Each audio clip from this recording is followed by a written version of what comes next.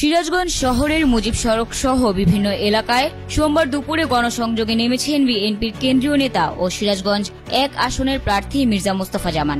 দলীয় নেতাকর্মীদের সঙ্গে নিয়ে তিনি সড়কের দুই পাশে দাঁড়ানো বিভিন্ন শ্রেণী পেশার মানুষের সঙ্গে শুভেচ্ছা বিনিময় করেন এবং ধানের শীষের পক্ষে ভোট চেয়ে লিফলেট বিতরণ করেন।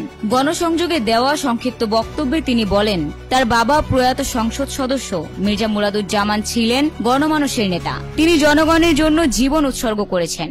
সন্তান হিসেবে বাবার অসমাপ্ত কাজ শেষ করতে এবং এলাকার মানুষের সুখ দুঃখে পাশে থাকার প্রতিশ্রুতি দেন তিনি। এ সময় নিত্য প্রয়োজনীয় পণ্যের লাগামহীন মূল্য বৃদ্ধিতে সাধারণ মানুষের ভোগান্তির কথা উল্লেখ করে মির্জা জামান বলেন, ধানের শীষে ভোট দিয়ে সুযোগ পেলে গরিব ও খেটে খাওয়া মানুষের জীবনমান উন্নয়নের কাজ করবেন তিনি। গণসংযোগ শুরুর আগে উদ্বোধনী বক্তব্য দেন জেলা বিএনপির সহসভাপতি ও জেলা ড্যাব সভাপতি ডাক্তার আব্দুল লতিফ।